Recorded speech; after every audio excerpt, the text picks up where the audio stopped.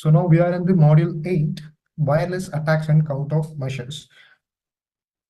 So what are the wireless attacks we will be facing in the world, or in the internet world, or in the digital world, and what are the things we have to do in order to like secure ourselves from these attacks? Not only like a specific person, it is also comes under the organization as well. Okay.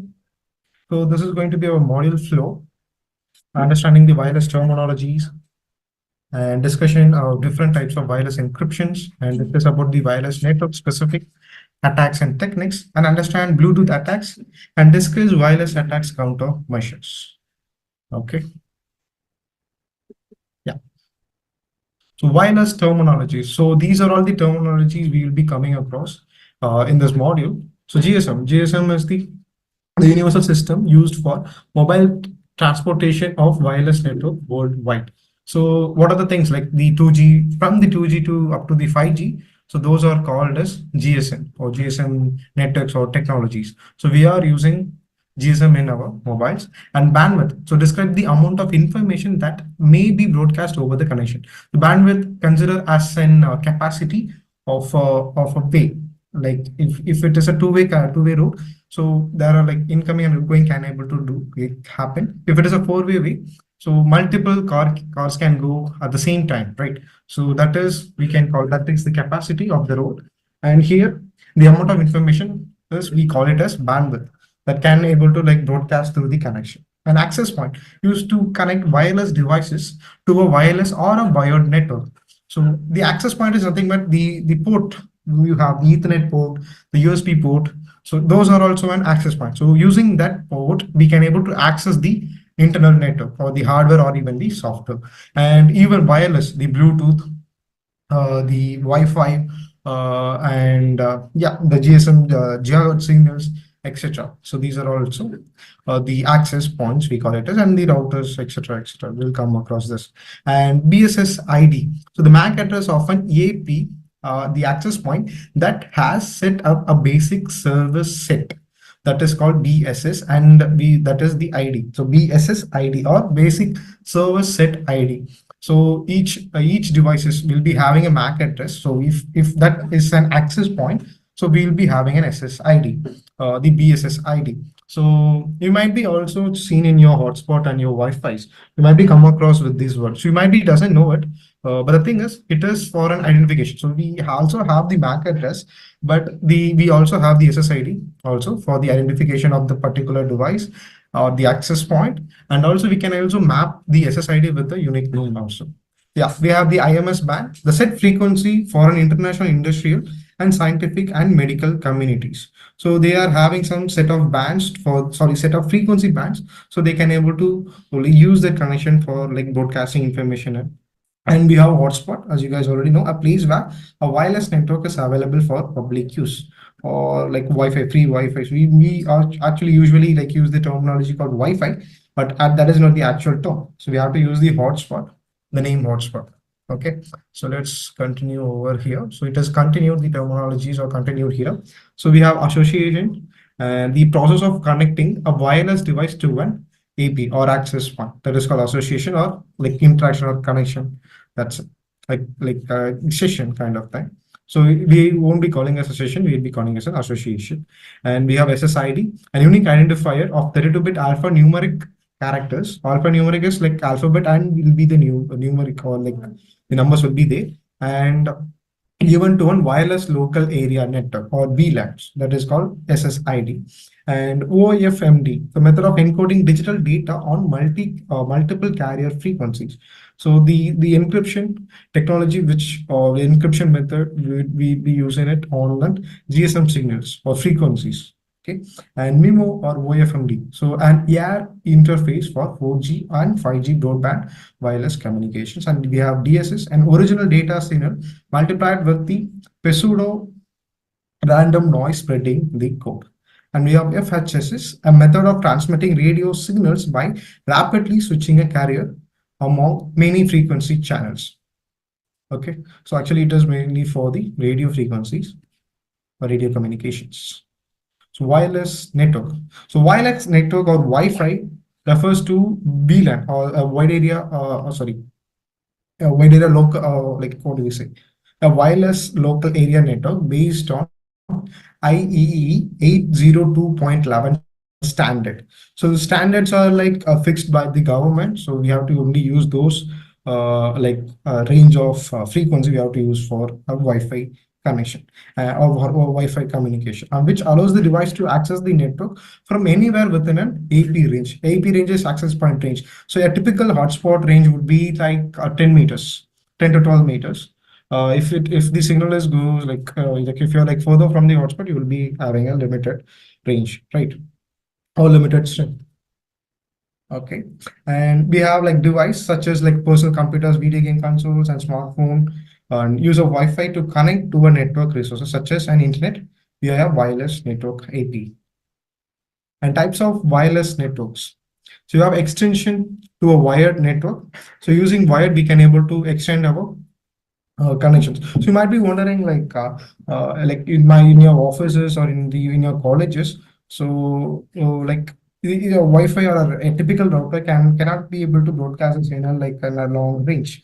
But your college square feet will be like 600 or 500 acres. So how they are like delivering the internet. So using the wired connections, they will be having like access points all throughout the like infrastructure, and they will providing the same internet for everyone. So that is why most of the college Wi-Fi's will be very slow.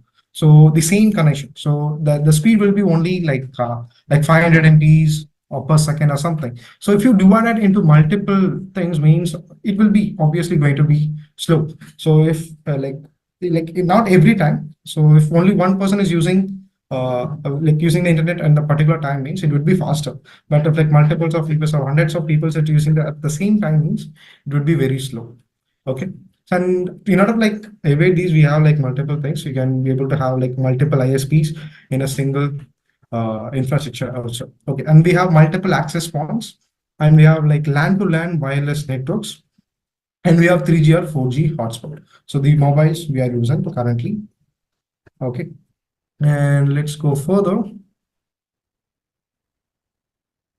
Yeah. So you can able to make a note of it. These are all the standard wireless standards we are having currently. So for Bluetooth, we are using 802.15.1, and ZigBee and VMAX is also kind of the variation of Bluetooth. So these are all for the IoT devices we'll be using. So, and these signals like the 2.4 gigahertz, these are all for the wireless keyboards and mouse things. So we will be using these frequency for it. And each and every the augmentations or like amendments are having each the range of speeds to it, and also it has the strength of meter, like ranges also it will be different according to the frequencies which they are using. But the thing is, it is the standard one. It won't be changing. So if you are if like a company is giving a Wi-Fi device, some like a wired or like wireless mouse or keyboard, they have to follow the standard. If they're violating, they can't able to sell the product. Okay, and yeah, let's go further and discuss of different type of wireless encryptions. So yeah, so we might be already familiar with the VEP and VAPs, VAP 2 and 3 actually. Yeah, currently it is VAP 3. Oh, I'm not okay. Let me confirm it. Is it more settings? I'm just looking my phone to like check whether it is where it is. Okay, I don't want to waste the time here. Okay, yeah, it is mostly in VAP 3. And we have LEAP also, we have EAP and 802.11i. So, and IEEE amendment that specifies security mechanisms for the wireless networks for basically the Wi-Fi's. And we have also like TKIPS also as an encryption method. Let's go further. Encryption method follow or continues. Here it is.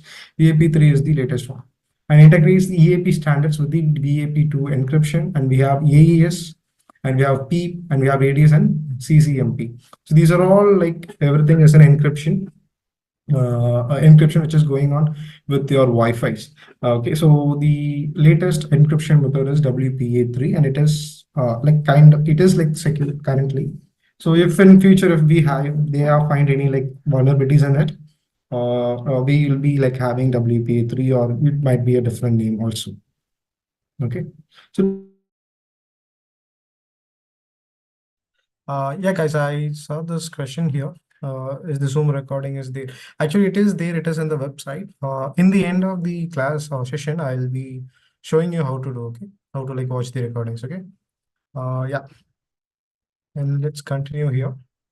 You don't need to like remember these words. It doesn't matter. But the thing is, you should know if there is like encryption method is happening over each and every connections or each and every broadcast.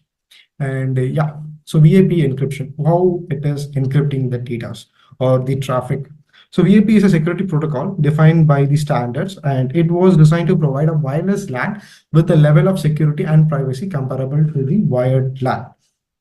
Okay, and a web uses a 24-bit initialization vector or IVs to form a stream cipher of RC4 for confidentiality, and then the CRC32 checksum for integrity wireless transmission. So guys, can you give me what is like confidentiality and integrity? Do you guys like know those terminologies before? Confidentiality and the integrity? Yeah, CAA traits. Yes, it is. So confidentiality is nothing but it will be it would be like what do we say? It would be like a kind of a secret, so nobody knows it. So only the authorized person can able to know. So integrity is nothing but why we are transmitting the data from one end to the other. So if any data is like dropped out because of any reasons, it should be like the data would be corrupted, right? So we can't able to see the full image if you are transmitting an image through the connection, if it is not an integrity. So that is why the integrity is came here. And do you guys know the checksum terminology? Checksum? Checksum.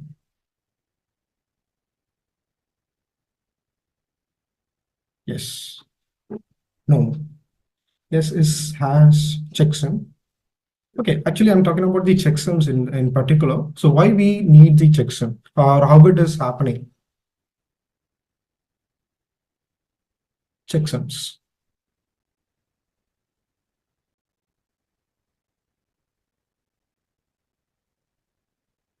Okay, I don't want to waste the time here. Let me explain what is checksum is.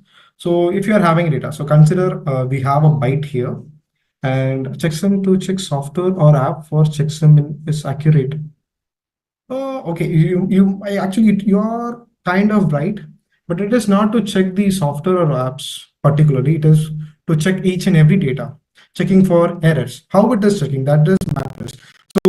Let's take a bytes. So the data might be having multiples of bytes, but the thing is, each and every byte will be assigned, and for like a certain amount of space will be left it out for its ID. Okay, so like it will be like 1, and the second byte will be 2, 3, 4, 5, and it will be sum those IDs, and that is we call it as checksum. So if the sum value of the transmitted data is okay, like matching with the destination data, so that means there is no like errors have been happened, but no drops have been happened. If the checksum is different, so if any one of the byte has been like left it out, means the checksum or the addition of the ID would be different, right? So that is how we check. So not only this, we will be having like this kind of ID, like the column IDs and also the row IDs also there. So using the two checksums we'll be having. So these kind of checksums will be having. So that is one of the type is called CRC32 checksums.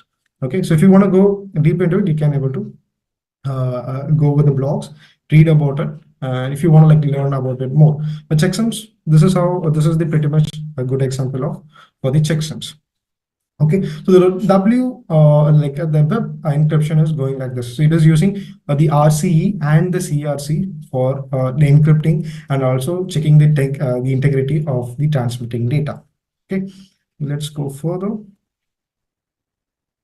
And we have WPA encryption. A WPA is a security protocol defined by the 802 standards. It uses a temporal key integrity protocol, that is TCIP, that utilize the RC4 stream cipher encryption with 182-bit keys and 64-bit MIC integrity checks to provide the strong encryption and authentications. So here you can see that the extra thing is it is at 128 bits keys. So in previously it is only like 32 or something, right? 1 second. Actually, it is 32. Yeah, 32 it is. Sorry, 24. It is 24-bit IVs, and here it is 128-bit keys, and it is also using 64-bit MIC also. So it is more advanced. So in order to like decrypt it, it will be harder, or like triple time it is harder. That is why we are using like we change to, or we move on to WPA. So each and every technology is different, or every algorithm is different here. But the thing is, this is also a crackable one. Like comparing to VP, comparing to the WPA. What do we say? Like, not to like crack those, it is very easy. But comparing to VAP, it is much harder. But the thing is, it is crackable too. Okay, actually, it is pretty much easy. We can easily brute force it. Also, let's go for the WPA2 encryption. So here, the WPA2 is an upgrade of WPA, and it includes mandatory support for counter mode with cipher block changing message authentication code protocol, or CCMP, and AEC based encryption mode with strong security. So AES is an algorithm actually, and a WPA personal, it uses a set of password or pre-shared key, or PSK, to protect unauthorized network access. And it includes EAP or radius for centralized client authentication using multiple authentication methods such as token card and Kerberos. So actually it is true. So if you're like giving a pin to your hotspot, and you can easily connect it, right? The thing is, it is not only the password is going over there. It is also sharing some keys and acknowledgement packets also. It is like comes and goes out. So you will be needing these 4 datas in order to connect with the Wi-Fi. So if you are using WPA2, and you need a MAC header, so which MAC address your device is. If you are connecting with your router, and the router will check for your phone's MAC address, and CCMP headers will also be there. So this will be having the decryption keys and things, and we'll be having the encrypted data itself, and then encrypted MIC will be also there. Can you explain of Kerberos and Radius? Actually, Kerberos is the authentication mechanisms, or like we will use as the tokens, or we can call it as tickets also. And the Radius is for the what do we say? It is the how do we say? It is for the encryption things. So the Radius is for encryption, and Kerberos is for authentication. Simple. Okay. So yeah, it requires these 4 data in order to connect with the Wi-Fi network. And let's go further. Yeah, WPA3 encryption. This is the advanced implementation of WPA2. Yes, it is true. And providing trail balancing protocol, and uses the AEC GCMP256 encryption algorithm. It is like advanced encryption of AES itself. Actually, it is currently AES is the like what do we say, like toughest algorithm to crack. But it is crackable if you know the algorithm or the ciphered key. It is very easy. But if you can't able to have the like ciphered text or the key, it is very like it is very hard to crack it. You will be needing like years and years of time for brute force in it, or to crack the algorithm. It is very hard. Yeah. So in WPA3 personal, it is mainly used to deliver password-based authentication using an SAE protocol, also known as Dragonfly Key Exchange. And it is a resistant to offline dictionary attack and key recovery attacks.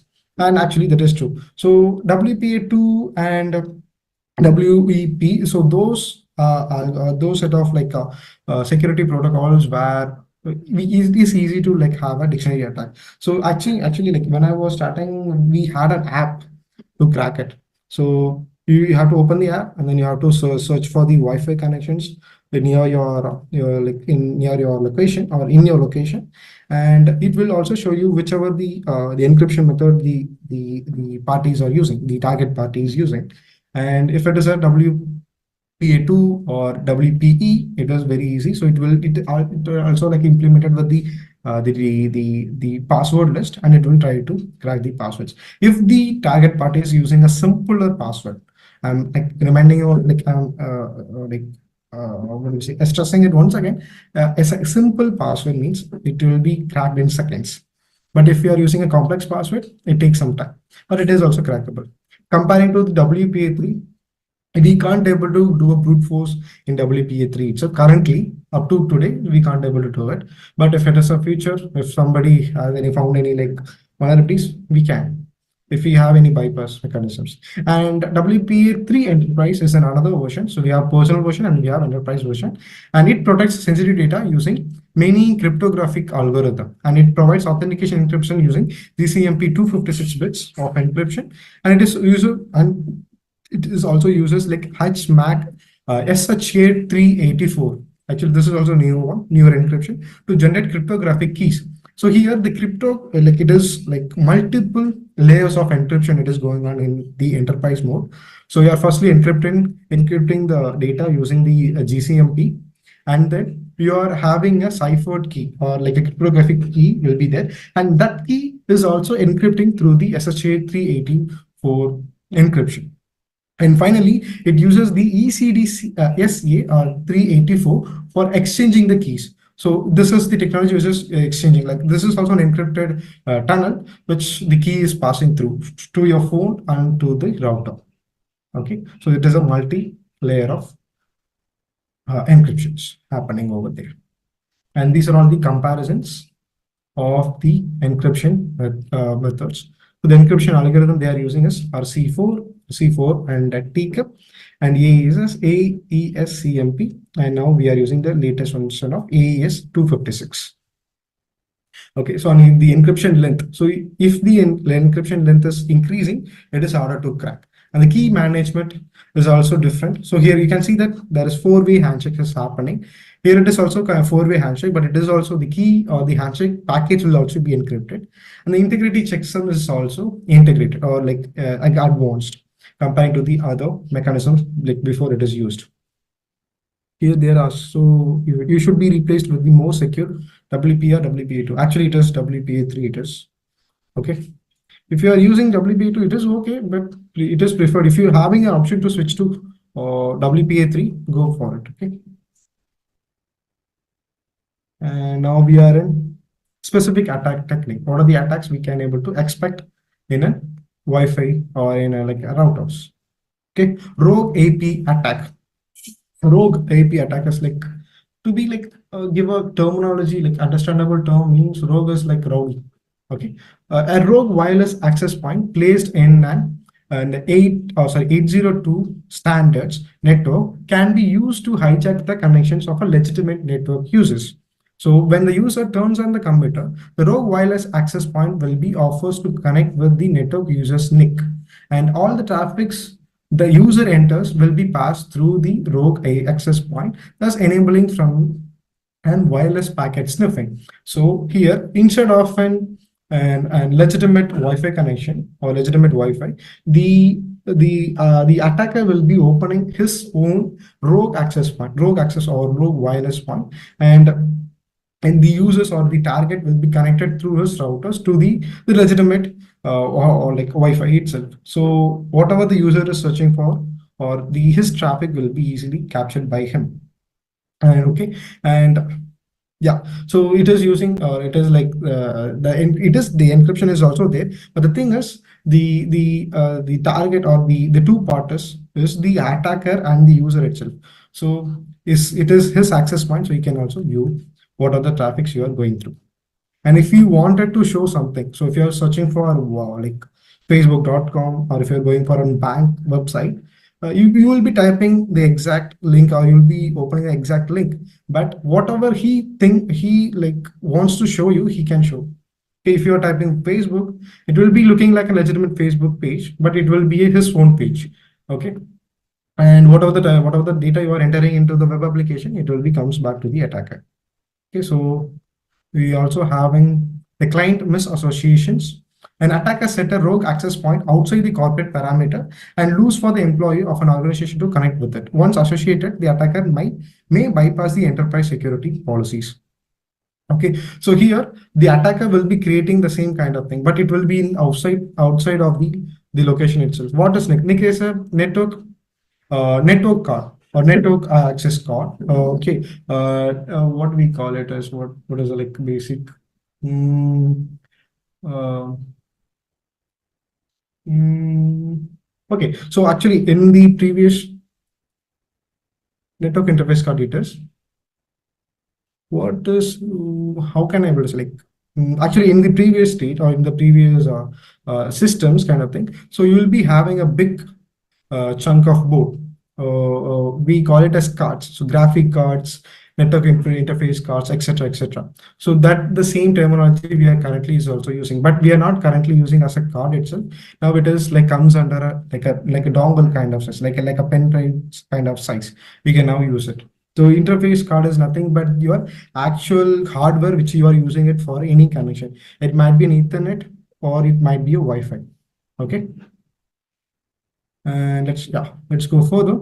So here actually they are using it as the given example here is the airport here, and here he is like open as access point here, and if the employee is one of an employee here is like accessing or using his Wi-Fi, so it might be he might be a type is yeah, he might be changed his SSID into a legitimate Wi-Fi or legitimate connection over there, can easily get access to it. So the users might be easily connecting with it. So he thinks or the user might be thinking it is a legitimate one. If he or she is connecting it, he can easily bypass the entire network, and then he can take over the whole systems and the network itself. Okay, and we are having misconfigured access point attacks. So here misconfigured access point attack is nothing but if you are using a like unupdated firmwares, or if you are using a default passwords, etc., he or she can, the attacker can able to easily crack into your network. Let's go further here. Unauthorized associations. So a soft AP or like soft access points or a client card are embedded wired like VLAN, sorry, WLAN radios in same pads or laptops, then can be launched inadvertently or through a virus program. An attacker infect a victim's machine and activate soft access point through allowing them unauthorized access or unauthorized connection to the enterprise network. And attackers connect to the enterprise network through the soft APs instead of an actual AP. So to be simple, actually, these are like a different terminology. It might be confusing here. The thing is, what I would like, what the attacker here doing is, he selected a user here, and through some techniques, through some social engineering technique, he infected a malware into his system. And the thing is, he opened an access point from his system, he's turned on his Wi-Fi in this system, and or like through the he opened some port, and through internet he can able to access his system. So from his system he can access the router or the let's have it as a router or a Wi-Fi, and he can access the whole entire network itself. So that is what an unauthorized association is. So he is not authorized, but this user or this user's computer is authorized to connect with this network, right? So hence it is like unauthorized access to the whole network itself. And we are having AD hoax connection attack. So here a Wi-Fi client communicates directly via an ad hoc mode, and that does not require an AP to reply packets.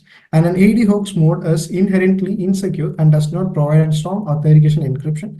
And thus attacker can easily connect to the connect to and compromise the enterprise client operating in an AD hoax mode. So if they are using the AD hoax mode, it is easily crackable, and we can able to, or the attacker can able to easily crack the encryption. We can able to read it. And that is what this attack is. And we have honeypot AP attacks, honeypot access point attack. So honeypot is nothing but it will devise you to, or okay, I'll give you an example. If you are going into like a restaurant, and if you like desperately want to use the internet and your internet package is over in your phone, means you would be trying to connect to the Wi-Fi. So most of the restaurant might be giving Wi-Fi for free.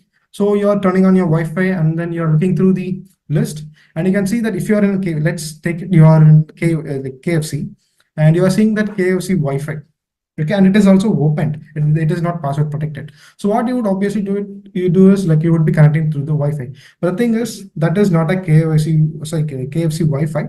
It is an attacker is legitimately or like his like what do you say his own Wi-Fi it is, but he changed the name into KFC. But you might be thinking it is connected, you are connected to the KFC Wi-Fi, but it is actually not. And hence, whatever the communication you are doing, he or she or the attacker can able to easily do it. So here, the some users might be thinking that it is a Vodafone or McDonald's Wi-Fi, but the actual thing is you are the attacker is like tampering those Wi-Fis. Okay, so this is the honeypot attack, and we are having the AP MAC spoofing. So it is before that, I want to state you this MAC identifying is already there in each and every routers and Wi-Fi's. MAC address thing is like if you are blocklisting, so you can look through your phone. If you like blocklist any of your friends or like families like phones, in your settings, you can able to see the list, right? It will be mostly listed as MAC addresses. So if you go to your additional settings and if you look for the block list of Wi-Fi's or like block list of Wi-Fi's means you might be seeing the list of MAC addresses you have been blocked. Why it is how it is blocking means it is identifying the MAC. So MAC cannot be able can't be able to change right easily, right? So it is identifying the MAC and then it is blocklisting it. And we have the same thing called whitelisting too. So in whitelisting, each and every like authorized MAC will be registered in the list, and whatever the MAC address is in the list, that will be allowed through the network. So no, even if they are having the password of the Wi-Fi also, so if the MAC address is not in the list, they can't able to connect it. But the thing is, if he or she have the access to those MAC address means he can easily spoof his MAC address, like his Wi-Fi MAC address, and he can easily connect to the network. That is called MAC spoofing or AP MAC spoofing. Okay, and we are having key reinstallation attack or crack. So all secure Wi-Fi network uses a four-way handshake process to join the network and generate a fresh encryption key that will be used to encrypt the network traffic. And the crack attack works by exploiting the four-way handshake of the WPA2 protocol by freezing nonsense reuse. And the crack vote against all modern protected Wi-Fi network and allows an attacker to steal sensitive information such as credit card details, password, chat messenger, email, and photos. Here we are only exploiting the four-way handshake. Okay, so let's have this as an example. So this is a legitimate connection happening in a WPA2 connection. So first a message is going to his or his phone, and the message to or the signed S-NOS or the signed acknowledgement is sending to the access point, and then the access point is creating the encryption key, and then it is installing it in his phone. And then the message for is the acknowledgement. It is acknowledged the connection, and now they are having a stable connection. So before like having a connection, it will be happening in the background. And in this attack, what we'll be doing is, or what the attacker will be doing is, he would not steal the password while he is typing or something. The thing is, he will be capturing the third message, the encryption key only, and he would be capturing it, and the acknowledgement would be sent, and he won't be connecting it. But the thing is, the attacker would be sending the installation key to the access point, and he can able to easily connect to the Wi-Fi, the router without the password. That is what we call it as key installation attack or key reinstallation attack. Actually, it is the actual terminology is reinstallation, but most people call it as installation attack or key attack. Okay, this is how the attack works, but it is not simpler. And the thing is, we can also crack the password using the encryption key also. We can easily crack the password, but it is not simpler. You might be come across this device. That is called my memory like it is the white box with the orange engravings with the penguin logo. What is it like? Come on, we have an alternative called M1 also, HMAC M1 for the device. Why is not Wireshark packet data? It is the device now. Let me see. Second. Flipper zero. Yeah, exactly. Yeah. Oh, yeah. My memory is like crappy here. Yeah, it is. 1 second. So why we are not going back to the full screen? What happened? Yes. Yeah, it is Flipper zero. I also forgot. Okay, so yeah, Flipper zero. You might be have come across this. So you might be seeing that they are using cracking the Wi-Fi using the Flipper zero. But the actual thing is they are only cracking or only capturing the key. But after that, they have to connect it through their to their like system, and then they have to crack it or to process the cracking over the system. It won't be happening. It can't able to do the cracking on its own. What is Flipper Zero? Flipper Zero is a device. It is like a small compact device where you can able to capture. It is mainly used for wireless attacks. You can hack like the Bluetooth. You can hack Wi-Fi. You can hack GSMs. You can hack radio frequencies. You can also hack yeah, whichever the wireless devices. Actually it can also like mimic the keystroke of a wireless keyboard too, or mouse actions also. It can replicate it, and it can also hack the cars as well, like the car rolling keys. So the car might be having a wireless remote. So if you locked it, even if anyone is like trying to like unlock the door, it will be the alarm will be triggered, right?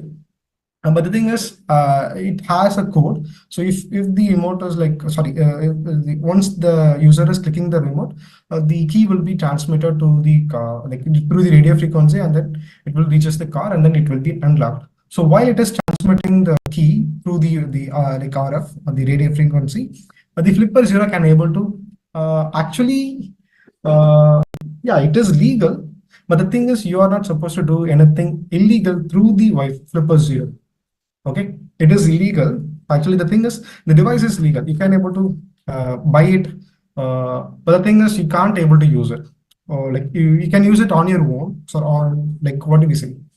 Mm, what is the like, shortest way?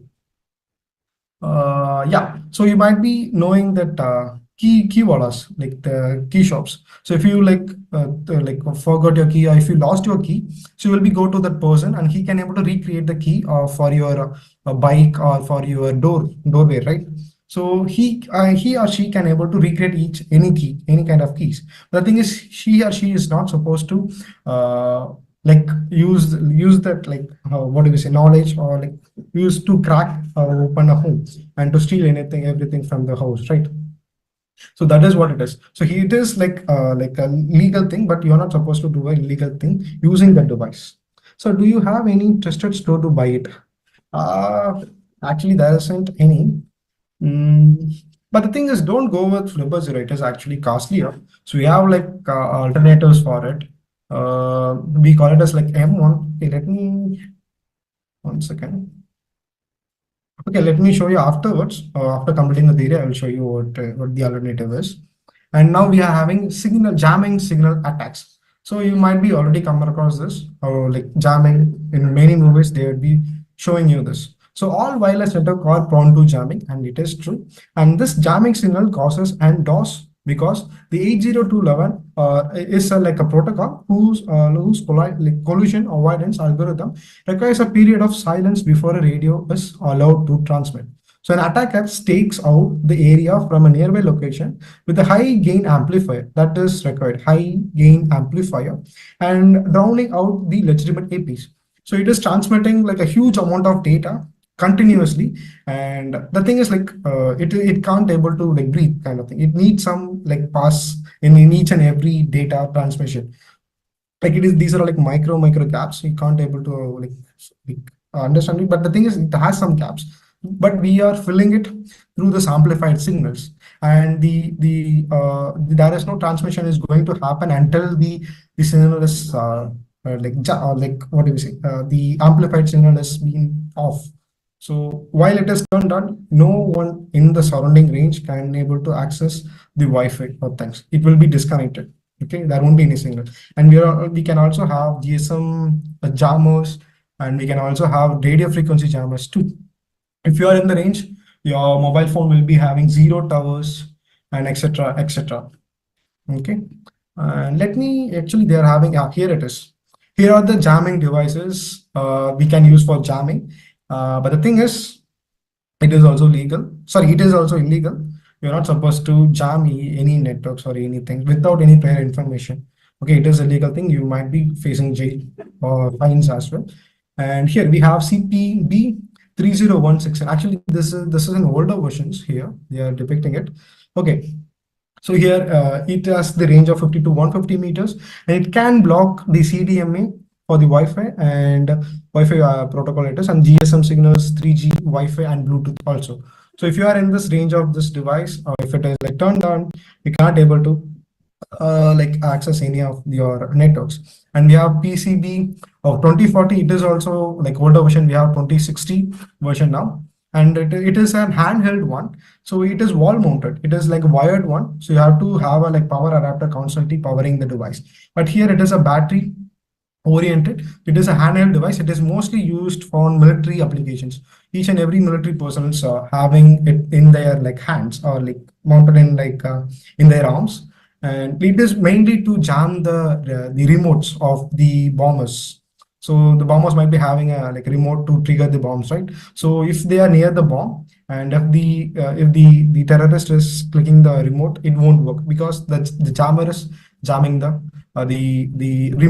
remote signals. Okay, so yeah, what type of jammers are used for camera jamming, sir? No. Actually, that is different. I'll come back to it. Let me finish this one. And yeah, we are. This is it. This is the new version 2060B jammer, and this is an internal. The battery will be there. It has like 2.3 hours of life, and you can have the range of 10 to 40 meters. And yeah, so these are all the jammers we are having currently, and you can also use it. You can also buy it, but it is not cheaper, and it will be like at its minimum of 20,000 or up to like 60,000, 1 lakh may go. But the thing is, without prior information, you're not supposed to jam anybody's network like unnoticed. Okay, it is an illegal thing. Don't do it. And yeah, yeah. Now we are in using like now we are coming to the tools now. Which tools we are using? Actually, most of the people might already know through the Wi-Fi the YouTube videos. We can use the hair mount tool. But the thing is, not only the air mount tool, we have like multiples of tools. But the actual way or the roadmap for attack for it is to first find your like to like start your what do you say, the Ethernet adapter. So which adapter you want to use? So the thing is, whatever you are having in your phone or in your laptop or in your desktop, it is not enough for an Wi-Fi attack. You need like a big amplified adapter. So that is why most people will be using a like additional adapter, Wi-Fi adapter for an Wi-Fi hacking. So you need to buy it. So once you are attached to your laptop, you have to select. It will be mostly in Ethernet 1 or 2. So your previous one will be Ethernet 0. Okay, that is your legitimate or like default Wi-Fi adapter or Wi-Fi NIC, and the attachment or the extra attachment will be the Ethernet 1 or 2, and you have to select it. And using that adapter, it will be first you have to start the scan, and then once the scan is completed, you will be having the ID or SSID of it. You won't be having the Wi-Fi names. You will be having Wi-Fi IDs, and you have to choose which Wi-Fi like what do you say? Yeah, network you're going to attack, and then you have to start the attack from there. You can able to capture the key strings, you can also capture the data, or you can able to have a dictionary attack from there, and etc, etc. But the basic thing will be you have to select the adapter which you are using. You have to start scanning your surroundings. But if you're using like a default Wi-Fi, it won't work actually. You need a like strong signal. So you need a what do we say? Like a separate Wi-Fi adapter. Okay. Let's go further. Yeah. So yeah. Okay, this is the continuation. There's nothing much. So here you can see that they have captured the keys, and after that they will be decrypting it and then try to find the password from there. And okay, sorry. Yeah. So here it is. This is the code to capture the data which is going and coming out. So here they found the master key and transition key. So if they crack the key, they can easily find the password. Actually, key found, passkey it is. The password is passkey they are using. So yeah, this is how we can able to crack it. Actually, they are yeah, they captured it and then we are showing it. The thing is, they have already cracked it and then we are showing it here. Okay, so not only airborne NG, so we can also have these AirBees, AirCrack, like ARND cap. These are all the tools we can use it for Wi-Fi hackings. Okay, each and every tool is for like you are having for Linux and as well as for the Windows. But the thing is, you need a separate Wi-Fi adapter. Okay, and yeah, these are all the other tools we have. The TKP ping. This is solely for cracking the key ping protocol. And yeah, that's it. And yeah, here it is, the Analyzer Pro. This is also an attacker tool. It is a GUI tool, and we can also use the attack app also. These are all solely for capturing the data and analyzing the data, or like to capture the traffic itself. That's it. Okay. The phone Wi-Fi cracker will also crack the Wi-Fi, and you can also like capture the traffics through these tools. Okay, now Bluetooth attacks. Actually, we don't have much time. Okay, anyways, let me go short here. Bluetooth stick.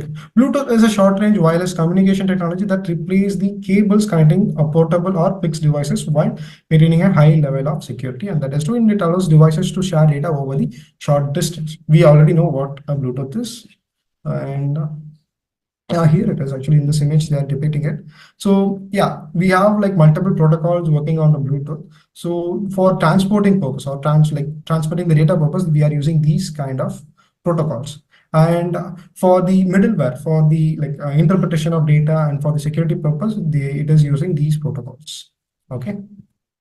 And yeah, so the Bluetooth has these modes, the discoverable mode and then the pairing mode. We obviously know while in discoverable mode, it will transmit some packets to identify to each other's Bluetooth or anybody else's Bluetooth. And pairing mode will be like there is two types, one is non-pairable and one is pairable. So in non-pairable, it will reject each and every request sent by anybody or any Bluetooths. And in pairable mode, it will ask for the response to the user or to the human.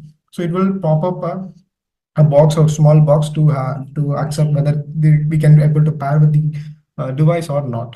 Right? You might be already familiar with this. And Bluetooth, Bluetooth hacking. So you have multiples of attacks we can able to possibly do in the Bluetooth attack. So basically, the first one will be the DOS attacks to overflow the Bluetooth data itself. So it will be transmitting loads and loads of packets or random packets to the device and to crash it. The Bluetooth will be crashed. And we are also having this attack. So your Bluetooth will be constantly showing up to pair it to any other devices. So while this attack, you will be constantly facing some pop-ups and you can't able to use your phone properly. These attacks also can be happen. And the out of sending unsolicited message or illegitimate message over the Bluetooth to enable Bluetooth enabled device such as mobile phone and laptops. And the theft of information, from a wireless device through Bluetooth connection, that is called BlueSNRFing. And BlueSNF is proof of concept code for a Bluetooth war driving utility. And BlueBugging is remotely accessing a Bluetooth enabled device and using its features. And it is also can happen. Okay, let's go further. Yeah, we have blueprinting. This sort of collection information from Bluetooth enabled devices such as manufacturer, device model, and firmware version. So only we using the headers of the request packets, we can able to easily identify these or easily enumerate those information from the Bluetooth device. And we have BTL jacking and determinational to BLE device. It is used to bypass security mechanisms and to listen information being shared. And we have Kano attacks, like eavesdropping, like capturing the data. So if you are using a Bluetooth keyboard or mouse, and it is obviously going to transmit the data to the laptop. But if I'm having a device like a Bluetooth device, an attacking device, I can also capture the same data, and I can also retransmit the data too. So without a keyboard or mouse, I will be transmitting keystrokes to your laptop, and your laptop is going to react to it, and then it can happen. Actually, the attack can easily happen. Actually, this attack has happened Actually, if you are using a like old firmware of a 2.4 gigahertz wireless keyboards or mouse, you will be hackable. I can easily simply like inject a backdoor to your system with a simple device. We can easily like make it using an Arduino board. And if I'm in your range, if I'm in your like laptop range, you can easily do the attack. But the office, like the target office, is in the building. Actually, it has happened. It is in the top 10th floor. And what the attacker does is like he attached the Arduino, the battery and the device in the drone, and then he launched the drone to the 10th floor, and he does the attack over there, and he got the backdoor, and he took over the whole network itself. This also can happen, and max spoofing attack will also happen, and mid in the middle attack can also happen in this Bluetooth attacks. And Bluetooth threats, actually, we can skip this. We don't have time here. Bluetooth threats continued here. Yeah, Bluetooth attack tools. Yeah, we can able to use these tools. These are all also like Linux based tools where we can able to use it for Bluetooth attacks. We can mostly, or like we can easily get the information like which firmware it is using, etc., etc. We can able to easily detect, and then also we can easily connect. If it is using a like a old version of Bluetooth, we can easily connect to the devices. And discussion of countermeasures. Countermeasures is like it is easy also. Like we have to use the latest encryption and latest firmwares. We have to update our devices, and that's it. And yeah,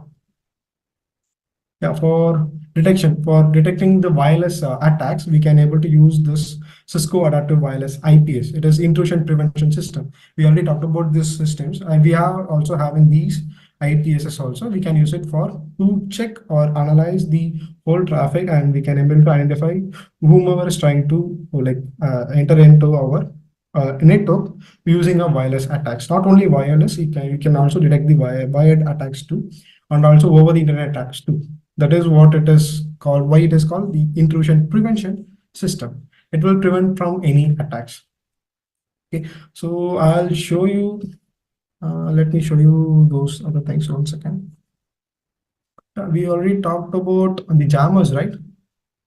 I think I've already searched about here. Yeah, actually this is a simple jammer here. So actually he's trying to make a video transmitter, but it is turns out it is a Wi-Fi jammer. It is like transmitting a huge amount of data, and it is can able to jam the Wi-Fi. So what is the alternative for FlipperZero? FlipperZero's alternative, you can easily type it here itself.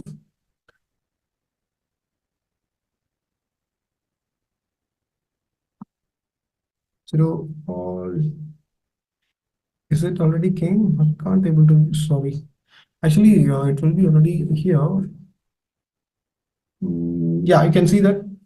Okay, let me first count here. So this is the alternative, guys. Where it is? Here it is, the M1. This is the device which is an alternative for, I think we'll be have an image here. Oh, this is the FlipperZero's alternative device.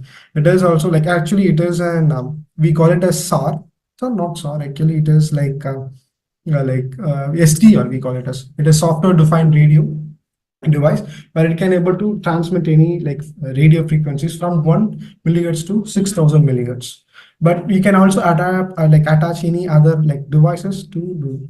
FlipperZero is not legal, right? The device is legal, guys, but the attack which you are going to do by it is not legal. So here, the use of such jammers or GPS blockers or other signal jamming devices is generally illegal, except specifically permitted by government of India. Specifically permitted. So if you have the permission, you can able to do. So actually, you might be coming across here like this in most of the the temples or in mosque and things, so churches.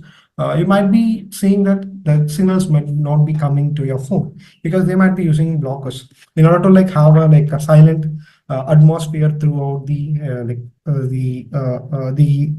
surrounding, so they can able to use the blockers or jammers and for any other applications. And The government can able to do it. So like in India, the Manipur in while going through the Manipur issue, they take down the internet for a whole week, I think so. So nobody can able to access or nobody can able to transmit data out of Manipur and inside the Manipur too. And it can happen. Actually, the thing is you can use your jammer to like what is educational purposes, but you're not supposed to do the attacks. Okay. And it is not easy to buy the Flipper Zero here. You need a like a third party one. Which one is better, Flipper Zero or versus M1? Actually, to be sure, to be like frank here, you don't need to go to buy this Flipper Zero or M1. You can easily use a flip like a Pi Raspberry Pi or an Arduino board. They can easily do the things. So what are the things a Flipper Zero can do? We can already do it using some script and using our laptop too, or even a Raspberry Pi board can also do the same thing. Okay, so yeah, actually I showed you this, right? Here. So this is a simple device. Without Flipper Zero, we can also do it the same. If we have the like such kind of devices, we can also do. And yeah, so here is the HackRF one. This is also was the software-defined radio frequency generator and also receiver. Using this, you can also easily like what do you say? Like you can also hack an airplane too using this, but it is not advisable. But it is $60,000, I think so, or $6,000. I'm not sure. Yeah, you can see that it is currently unavailable. The thing is, you can't able to buy this, but in like the AliExpresses and things, you can able to buy these devices. Okay, or M1 or Flipper Zero, or you can also build your own on your own devices. And here is a simple jammer, a circuit here in the PCB way. You can also what do you say? Print it out on your own and you can able to use it. But the thing is, only the board will be coming. You will be also you have to like buy these components and you have to solder this, then you can use it. So this is a simple jammer. It is like it has like a very limited range. But these are all for educational purpose only, guys. Don't do it so. Okay, and it is legal, but kind of illegal. If you are like testing it on your own, it is okay. And if you're testing it on another person and you are like already have a permission from them, it is okay. But if you are like doing without like a proper like what do you say permission, you can able to face a jail. You will be facing a jail. Okay, and yeah, that's it. Yeah. And the thing is, you can also hack satellites too. Not hacking satellite, actually, you can receive the signals from the satellite. That is legal. But if you're transmitting the signals to the satellite, that is illegal. It is a national offense, actually. Okay, so from where I can get the permission to use Flipper Zero? Actually, no, it is not like permission in the sense. So if you're like bought the Flipper Zero and you're going to try an Bluetooth attack, and you are going to attack your own on your phone, means you don't need a permission. But if you are going to like hack your friend or family, if you have their permission, it is okay. But if you are using it for any other purposes or to take honor your person, she or he can able to raise a complaint against you. Okay, that's it. So even if you are using a hidden cameras without the people's consent, it is illegal. It is an offense. It is a criminal offense. It is like violating the privacy law. Okay. And I think somebody asked for how to like like camera jammings is used, right? So the thing is, if they are using a wired cameras or like what do they say wired camera, that there is no like jammers for it. If they are using like an IP cameras, it can easily jammable because it is obviously using. If it is an IoT device, it can be jammable.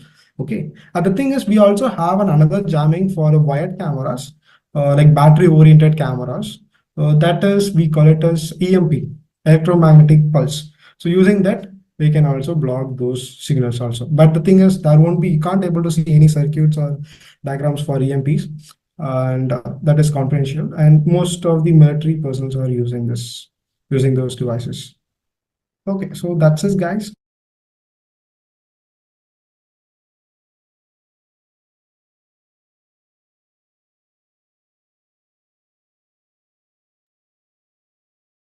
Hey guys, do you guys having any other doubts like other than these? And yeah, I saw this question earlier. Yeah, so he's like going out with his like colleagues, I think so. He has a meeting, yeah. So the thing is, this information like about the recordings and about the class recordings, it is already there. It is already uploaded, and you can also see it in the WhatsApp groups descriptions. So you can easily get there out of it. Like you have like each and every like tutorial kind of videos. It is already there posted or like saved it in the group description itself. Open your group discussion and you can able to see those links and the tutorials where you can able to like have the recordings available over there. Okay. And do you have any other doubts, guys?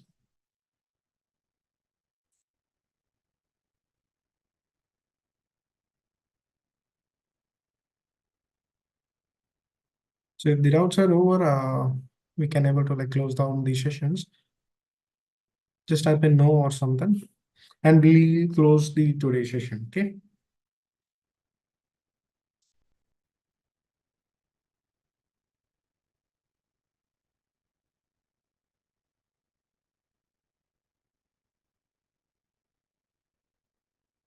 Okay then. We'll close down the session. Thank you so much, everyone. Have a great day.